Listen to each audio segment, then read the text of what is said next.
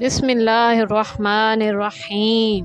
ایک دن حضرت علی علیہ السلام ایک قصاب کی دکان کے قریب سے گزر رہے تھے کہ قصاب نے آپ سے عرض کیا، اے امیر المومنین، بہت اچھا گوشت ہے، اگر پسند آئے تو لے جائیں۔ آپ نے فرمایا، ابھی اسے خریدنے کے لیے میرے پاس پیسے نہیں ہیں۔ قصاب نے عرض کیا، میں صبر کر لیتا ہوں، آپ بعد میں پیسے دے دیجیے گا۔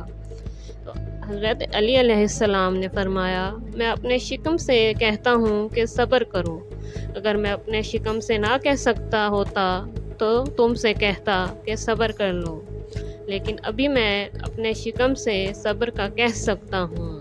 جی ہاں، نفس امارہ کی خاصیت یہ ہے کہ اگر آپ اسے اپنا مطیع نہیں بنائیں گے تو وہ آپ کو اپنا مطیع بنا لے گا، لیکن جو علی علیہ السلام میدان جنگ میں عمر بن عبدود اور مرہب جیسوں سے مغلوب نہ ہوئے، وہ ہرگز اپنے لیے یہ بات پسند نہیں کرتے کہ خواہش نفس کے مطیع ہو جائیں۔